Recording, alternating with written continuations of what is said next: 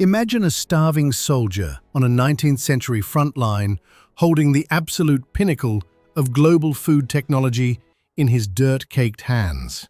To access the life-saving calories trapped inside, his official instruction is to find heavy carpentry tools. Lacking those, his only viable option is to attack his lunch with a bayonet or shoot it with a service rifle.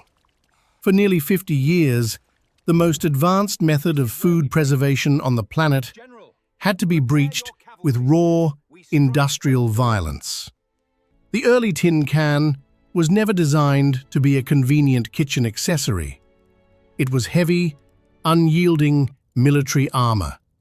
The origins of this metallic shell trace back to the relentless marching columns of the French Empire. At the dawn of the 1800s, armies moving across Europe starved the moment they outpaced their supply lines.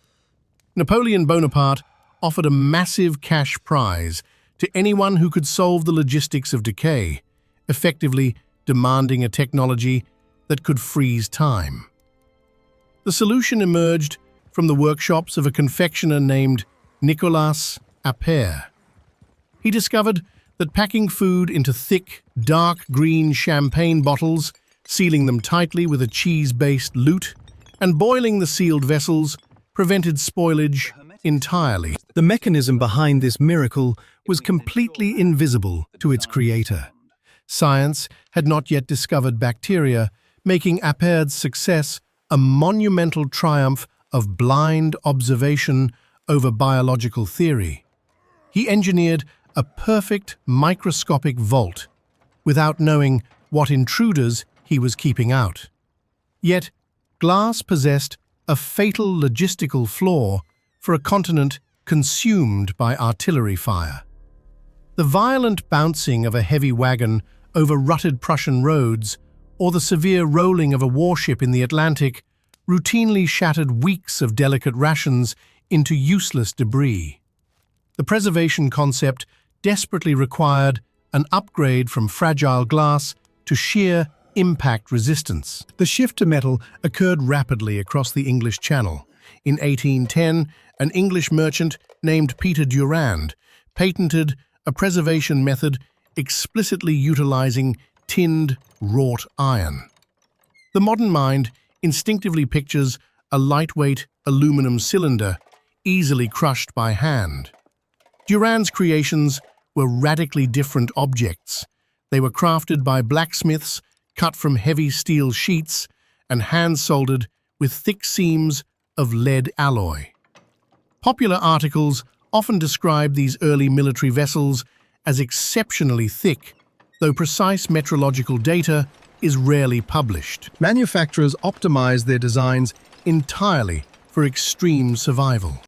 They built a hermetic bunker to protect meat from flying shrapnel and pervasive humidity, while surviving the crushing pressure of a ship's lower hold. The paramount directive was absolute isolation from the outside environment at any cost. Blacksmiths flooded every seam with molten metal and hammered every heavy lid perfectly flush. Building a secure vault to survive a violent shipwreck inherently produces an object that aggressively resists being opened by a hungry human being. Within 2 years of Durand's patent, the British Royal Navy began hauling these massive iron blocks aboard their warships. Looking at the procurement records of the era, the sheer tonnage reveals a stark reality. Naval provisioners shifted from simply loading salted pork to managing immense dead weight. A ship carrying canned soup was simultaneously transporting tons of inert iron across the ocean. The metal mass alone severely complicated logistics, presenting a heavy burden completely indifferent to the delicate cutlery of an officer's mess. The physical resistance of the object dictated consumer behavior. Surviving paper labels from the era bear official instructions reading like a battlefield demolition manual. The manufacturer's explicit advice was to cut round the top using a heavy chisel and a mallet.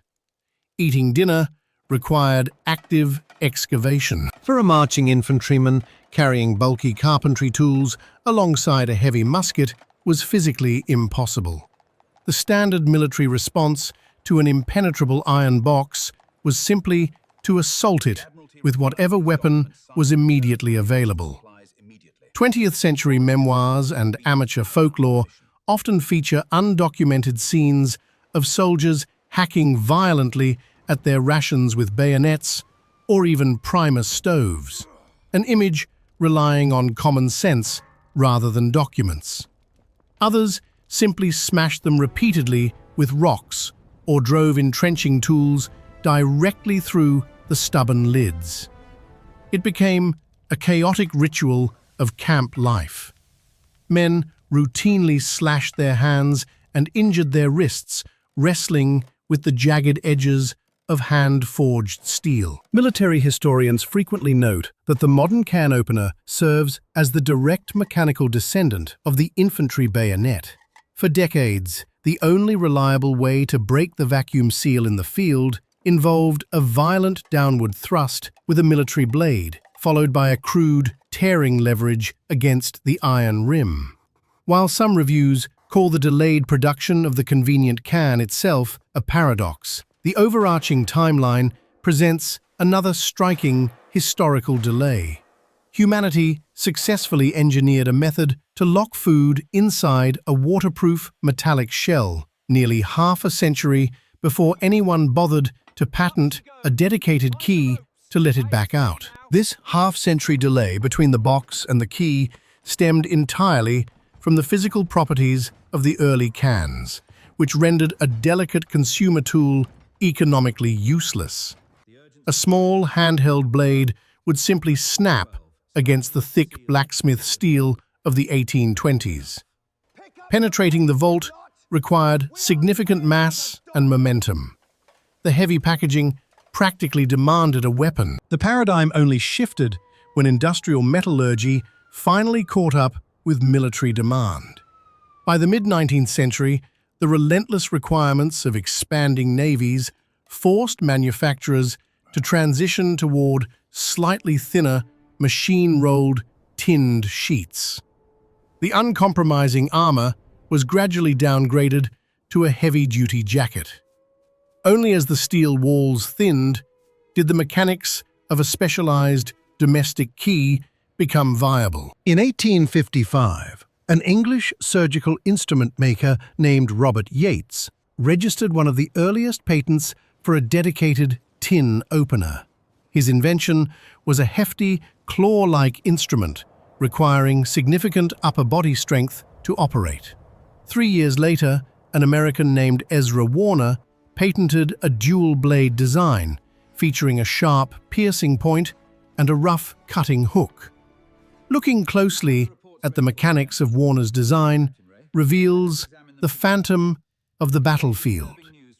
The mechanism perfectly replicates the violent stab and rip motion of a soldier driving a bayonet directly through the lid. The transition from brute force to mechanical elegance arrived later in 1870, courtesy of William Lyman.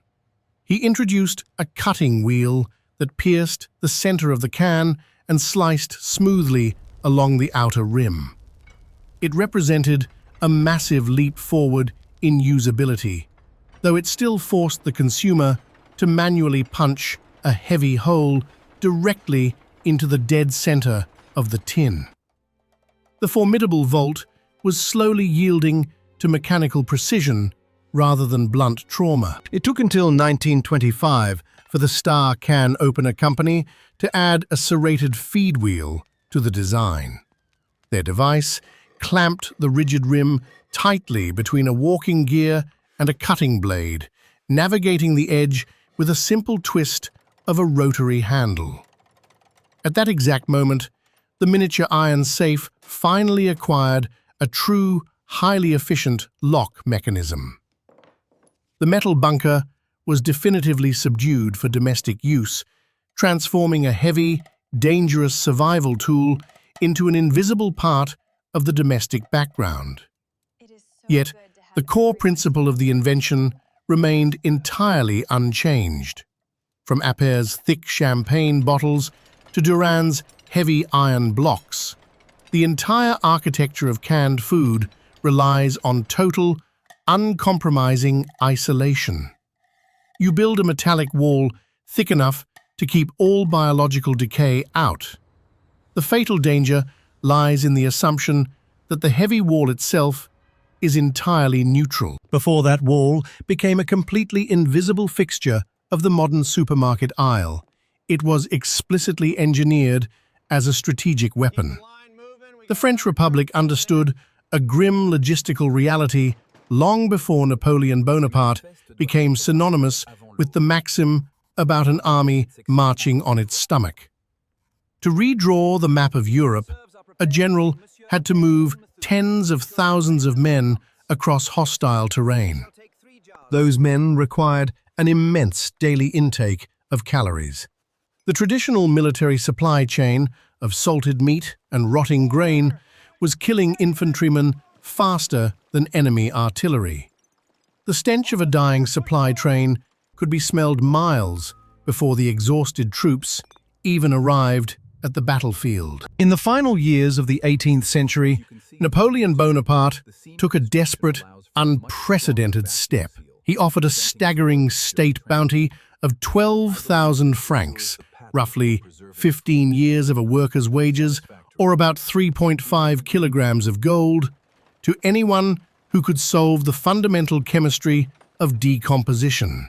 This was a direct financial investment in military projection, aiming to cut the army's absolute reliance on local, seasonal harvests. For 14 years, a fiercely dedicated Parisian confectioner named Nicolas Appert obsessed over that government bounty.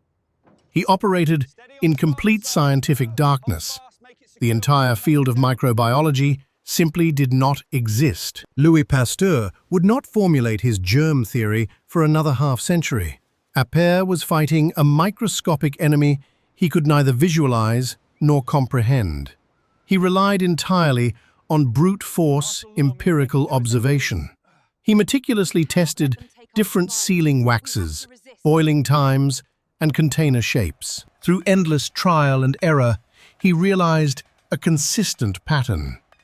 He packed raw meat and fruit compote into heavy glass champagne bottles. He corked them incredibly tight, secured the stoppers with heavy iron wire, and plunged the vessels into boiling salt water. The food inside simply stopped aging. The saltwater bath pushed the internal temperature just slightly above 100 degrees Celsius. The method performed with terrifying efficiency. During official government trials, test batches remained perfectly edible for up to 8 months, without a single hint of putrefaction. The term appetization quietly entered the French vernacular. It served as an early brand name for a technology that paused the natural rot of organic matter. By the year 1806, popular history and television programs like Galileo claim that Appert's glass jars were already feeding French vanguards on the march. The empire seemingly possessed the ultimate tactical advantage to sustain its deep European campaigns. A commander could march an army through a scorched earth theater and feed them from a perfectly preserved, highly mobile stockpile. Yet there was a fatal physical flaw in the design of this early miracle. Glass shatters. A sterile beef stew becomes entirely useless if the vessel disintegrates under the violent vibration of a wooden wagon wheel. Appert had successfully solved the biological equation of time. His chosen medium, however, was utterly unsuited for the physical trauma of military logistics. Glass was heavy, intensely fragile, and completely impractical for field transport across rutted Prussian roads. Then came a move of staggering strategic naivete. rather than securing international patents or restricting the breakthrough technology to a strict military monopoly. The inventor published a comprehensive public manual in 1810. He proudly titled his treatise, "The Art of Preserving All Kinds of Animal and Vegetable Substances," for several years. The French government handed him his 12,000 francs in a grand public ceremony. By printing the precise methodology and making it publicly available, they had effectively open-sourced a vital state secret to the entire continent. It took exactly a matter of months for the British to weaponize the data. Across the English Channel, a sharp-eyed merchant named Peter Durand walked directly into the London Patent Office. Evaluating his 1810 patent filing, I see a textbook case of legalized industrial capture. Durand registered a design for preserving food in a tin plate container, making absolutely no secret of its origins. He explicitly stated that the method was based on the communications of a certain foreigner residing abroad. Durand executed a ruthless lateral move. He stripped away Appert's fragile glass constraint and replaced it with forged iron coated in tin. Durand was a speculator at heart. He quickly sold the patent rights to a group of British industrialists. An engineer named Brian Donkin immediately recognized the massive logistical potential for the fleet. Donkin bought into the patent and established the first commercial canning factory in 1812. He positioned his enterprise in the smoke-choked industrial district of Bermondsey. This laid the heavy masonry foundation for what would soon become the primary food forge of the British Empire. Donkin subjected the artisanal French culinary technique to the relentless efficiency of English mass manufacturing. The British Admiralty instantly recognized a paradigm shift in global naval warfare. The Royal Navy began issuing massive procurement contracts for Donkin's tinned beef and vegetable soup. Before this invention, a British warship had a strict operational timer dictated by the rot in its hull. Once the fresh provisions spoiled and the salted pork became rancid, the captain was forced to break off the blockade and return to port. Donkin's heavy iron tins completely destroyed that timer. A ship could now anchor off the coast of France for months on end. The geopolitical irony of this industrial exchange is profound. The crippling British naval blockade that eventually starved Napoleon's empire was sustained by warships that could now stay at sea indefinitely. The British sailors were fueled by the exact culinary science the French government had funded to defeat them. French ingenuity was locked inside British iron, feeding the exact fleet designed to crush Paris. This early militarized industrialization dictated the extreme physical architecture of the can. To fulfill massive government contracts and ensure the provisions survived violent oceanic voyages, the Bermondsey factories utilized exceptionally heavy wrought iron. The walls of these early tins were incredibly thick. They demanded specialized labor from blacksmiths rather than simple assembly line stamping. The British military possessed the technology to carry preserved calories into battle, but they lacked a designated tool to access them. Humanity had successfully frozen food in time. Yet for decades, there was no standardized key to unlock the vault. The timeline of the can opener is a massive blind spot in the history of convenience. Between Durand's tin plate patent in 1810 and the appearance of a mass-produced can opener, a half-century elapsed. Entire generations of soldiers and sailors were eating out of impenetrable metal bunkers. They improvised access with whatever field weapons they had at hand. The procurement of calories remained a strictly military discipline. It was not until 1858 that an American named Ezra Warner patented the first widely recognized functional can opener. His device was aggressive and intimidating. It featured a heavy, piercing blade to punch violently through the iron lid and a curved cutting hook to saw around the jagged edge. It was a tool built specifically for a harsh military reality, demanding raw physical strength to operate. You had to drive the blade through the iron with significant force before you could even begin the cutting motion. The technology only adapted to civilian hands when fundamental metallurgical advancements allowed the heavy armor to be thinned out. In the latter half of the 19th century, bulk steel production became vastly cheaper. The tin plate grew significantly thinner and more malleable. That material shift finally created a viable commercial market for specialized opening devices. Yet the fundamental DNA of the invention never lost its martial origins. Even well into the 20th century, the compact P-38 and P-51 military openers issued to American soldiers were direct mechanical descendants of the infantry bayonet. Looking back, the historical narrative quietly erased Appert from the global triumph. Many Russian sources emphasize Appert's open publication of the method, while French sources still attempt to credit Napoleon as the intellectual godfather of the industry. Meanwhile, British and American textbooks cemented Durand and Donkin as the absolute pioneers of modern preservation. The technology had crossed borders, shared its fragile glass origins, and evolved into a standardized military asset. But to feed a sprawling global empire and sustain decades of unchallenged naval dominance, the British Admiralty demanded extreme, uninterrupted volume. The factories in Bermondsey had to scale up production to thousands of heavy iron units. This relentless demand pushed early assembly lines and manual sealing techniques to their absolute limits. When you force a radical new technology into massive, rapid production to satisfy government contracts, the intense pressure forces compromises. To seal those heavy iron plates fast enough to meet naval demand, the manufacturers turned to a pliable and highly toxic metal to solder the interior seams shut.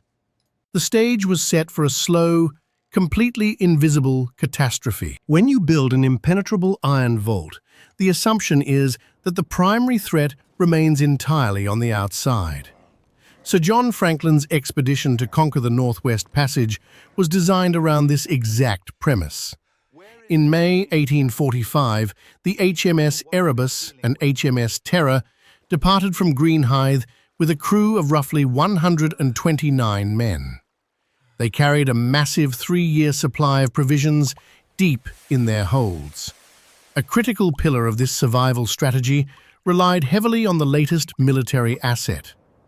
Alongside the traditional naval rations of dry stores and citrus juice, the quartermasters had loaded tens of thousands of heavy iron tins packed with meat and vegetable soup.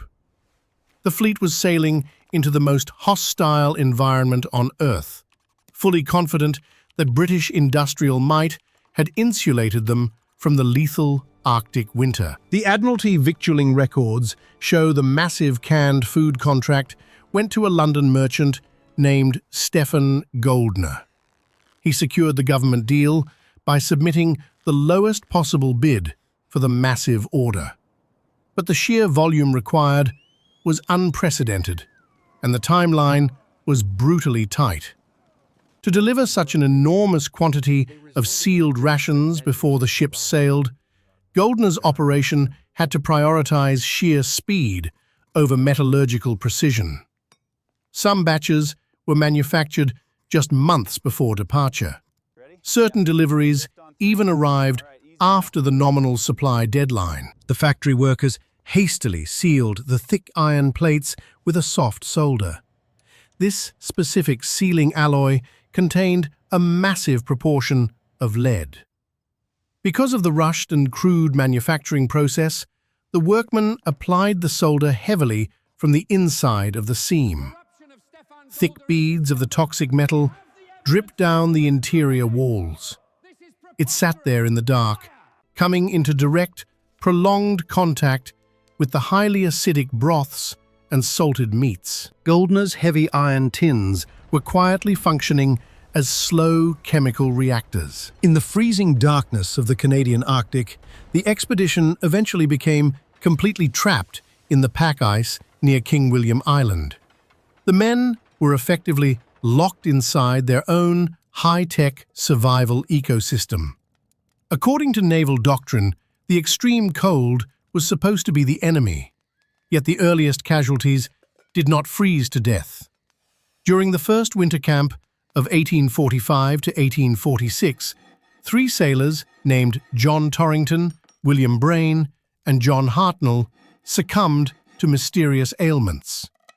They were buried deep in the permafrost of Beechy Island. For well over a century, the exact mechanics of the disaster remained buried under the snow. The expedition simply vanished, leaving the British public obsessed with the mystery and launching dozens of futile search parties. It took a Canadian anthropologist, Owen Beattie, traveling to that remote, frozen beach in 1984 to physically measure the true cost of the Admiralty contract. Beattie's team chipped through the dense permafrost and exhumed the 3 graves. The extreme cold had preserved the sailors in terrifyingly perfect detail, right down to the fabric of their burial clothes and the expressions on their faces. But the researchers were looking past the intact, soft tissue directly into the cellular chemistry. Analysis published in the Journal of Archaeological Science revealed a grim truth. The lead concentrations in the skeletal structure and preserved tissues were several times higher than the already elevated baseline of the 19th century. The men were completely saturated with a heavy metal neurotoxin. Lead poisoning dismantles the human body piece by piece. It triggers severe abdominal cramps, degrades physical coordination, and suppresses the immune system, leaving victims vulnerable to diseases like tuberculosis and pneumonia. Crucially, for a stranded naval crew trying to manage an existential crisis, the metal severely impairs cognitive function and induces wild paranoia. The commanding officers of the Erebus and Terror were attempting to organize a complex survival strategy while their own brains were being systematically eroded. Looking at the modern medical reconstructions of the disaster, I see a scenario where the crew was under siege from their own infrastructure. Historical reviews point out that the sailors were already exposed to heavy metals from the ship's internal lead-piped water systems, a standard engineering practice for the Royal Navy at the time. The baseline environment was already highly toxic, but the hastily soldered soup rations provided the lethal tipping point. The men were consuming a concentrated daily dose of neurological poison alongside their desperately needed calories. This creates the ultimate Franklin paradox. Parks Canada archaeological teams later recovered numerous discarded Goldner tins scattered across the ice trails, documenting the sloppy, thick lines of grey solder and signs of severe corrosion. The men were dying of starvation and disease in the middle of a frozen wasteland, while completely surrounded by tons of technically preserved food. The Admiralty had purchased a theoretical shield against starvation, entirely unaware they had loaded a slow-acting poison into the holds. Some modern popular theories have suggested that the rushed canning process also failed to kill botulism bacteria, creating a mass food poisoning event. However, forensic pathology reports from the 1980s exhumations found no conclusive evidence of biological toxins. The damage came strictly from heavy metal chemistry. As the neurotoxin ruined their judgment and scurvy loosened their teeth, naval discipline totally collapsed. The surviving crew abandoned the trapped iron ships in the spring of 1848.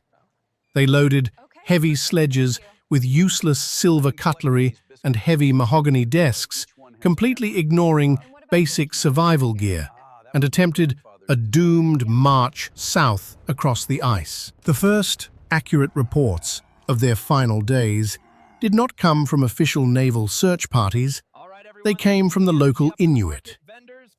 In 1854, the Scottish explorer John Rae submitted a highly controversial report to the Hudson's Bay Company.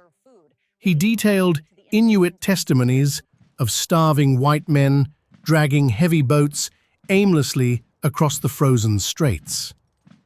The most damning detail in Rae's dispatch was the physical evidence of cannibalism among the final, desperate survivors. The Victorian public reacted with absolute outrage to the dispatch. The idea that the elite of the Royal Navy would resort to consuming each other shattered the entire imperial self-image. Charles Dickens aggressively led the media counterattack to protect the reputation of the fleet. Writing in his magazine Household Words, Dickens dismissed the Inuit accounts entirely. He argued that indigenous hunters had likely murdered the sailors and invented the cannibalism story to cover their tracks. He refused to accept that British discipline could ever fracture. A century and a half later, modern forensic science settled the argument permanently.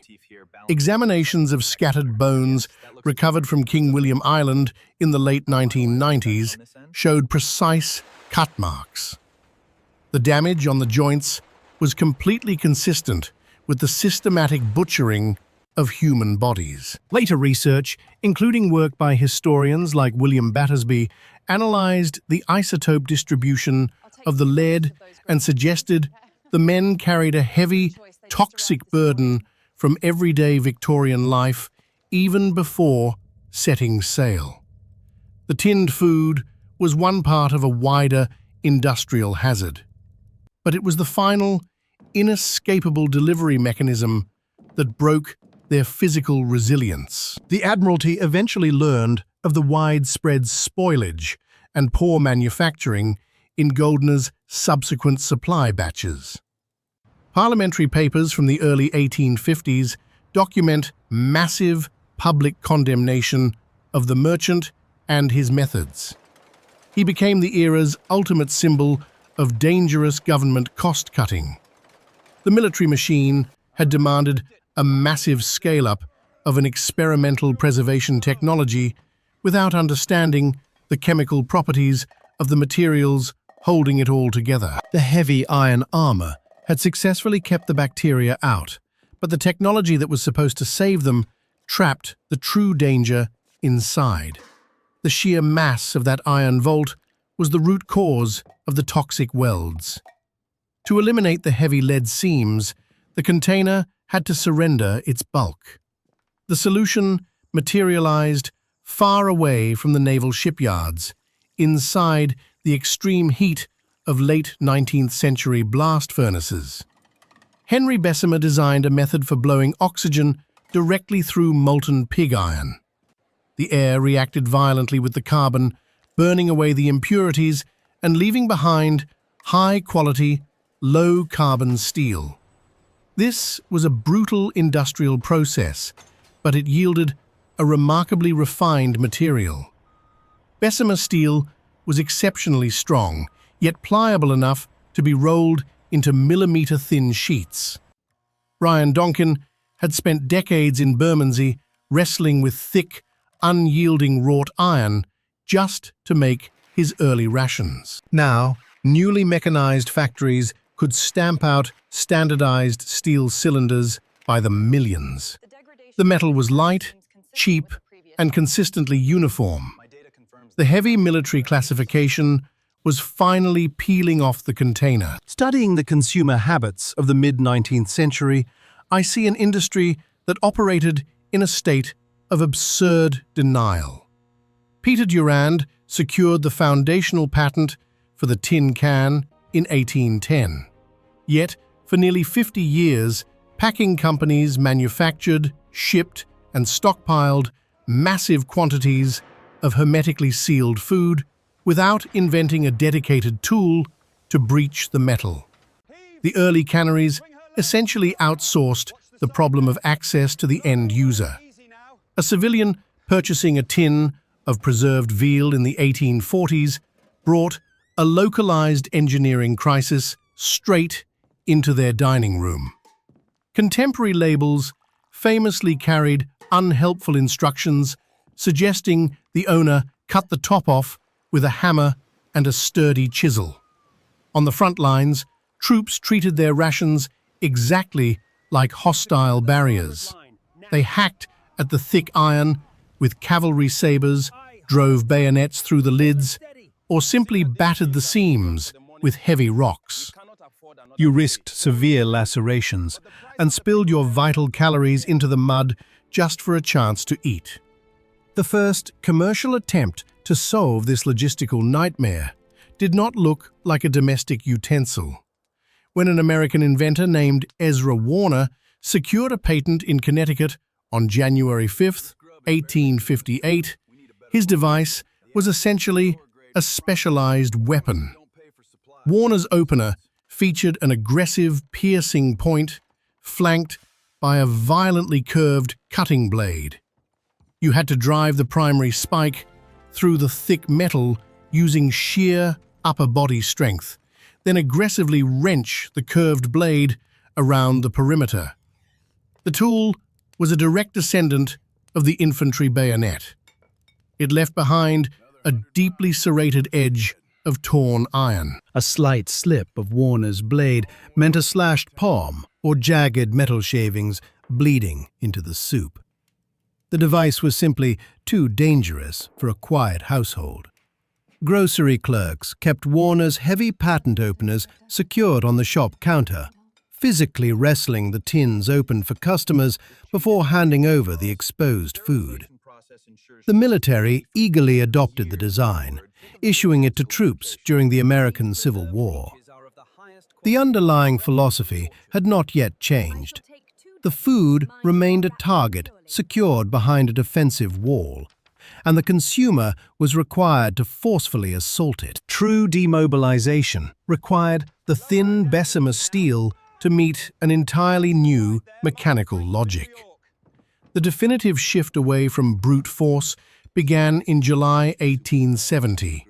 William Lyman, an inventor operating out of Meriden, Connecticut, filed a patent that completely altered the geometry of the breech. Lyman abandoned the bayonet strike. He designed an elegant lever system featuring a sharp center pin and a small, rotating cutting wheel. You anchored the pin exactly in the middle of the lid, pressed down to puncture the steel, and smoothly dragged the wheel around the outer rim. It sliced through the new pliable metal with a clean, continuous cut. Lyman's wheel was a massive leap towards civilian comfort. It was a technical gadget designed for a peaceful countertop. Yet, it required the user to manually adjust the lever to match the exact diameter of the tin, and a clumsy rotation could derail the blade. Mass production of this rotary concept only gained serious traction in the 1890s. The final crucial upgrade arrived decades later, when the Star Can Opener Company of San Francisco modernized the mechanics in 1925. They discarded the center pin and installed a tiny, serrated feed gear directly beneath the cutting wheel. The lip of the can was now firmly pinched between two moving parts. You turned a small handle, and the machine guided itself along the edge, effortlessly separating the lid. The tool had finally stopped being an instrument of force. It was an ordinary, completely safe household mechanism. This mechanical evolution from Warner's heavy blade to the Star feed gear maps the exact trajectory of the can's cultural shift. It transitioned from the rigid survival protocols of naval logistics to the quiet routine of a suburban evening. The container was no longer a heavy unit requiring a military wagon train and an armed guard.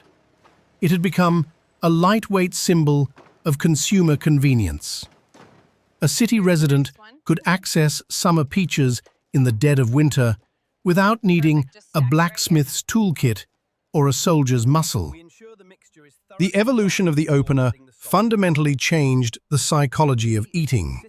For the early Victorian sailor, the heavy iron tin was a desperate guarantee of survival on a frozen march. It was a bunker of calories meant to outlast a siege or a shipwreck. For the 20th century factory worker, the thin steel can was a promise of rapid convenience. The industrialization of food could not achieve global dominance as long as the packaging intimidated the buyer. By removing the physical danger of accessing the food, the steel industry silently shifted human demographics. Laborers migrating into dense urban centers no longer needed cellars full of salted meat or root vegetables. They could stock shelves with standardized, immortal rations that required zero effort to prepare. The original mandate of the early 19th century was to forge an impenetrable vault to freeze time for empires on the march. But the technology conquered the globe only when it lowered its defenses and capitulated to the civilian world. The ultimate legacy of this invention bypassed the naval blockades entirely to build the modern metropolis. Millions of people, packed into tight concrete grids, survive the winter without the immediate threat of famine, permanently severed from the natural rhythm of the harvest. The modern supermarket, the demographic backbone of contemporary human survival, rests entirely on a demobilized piece of iron.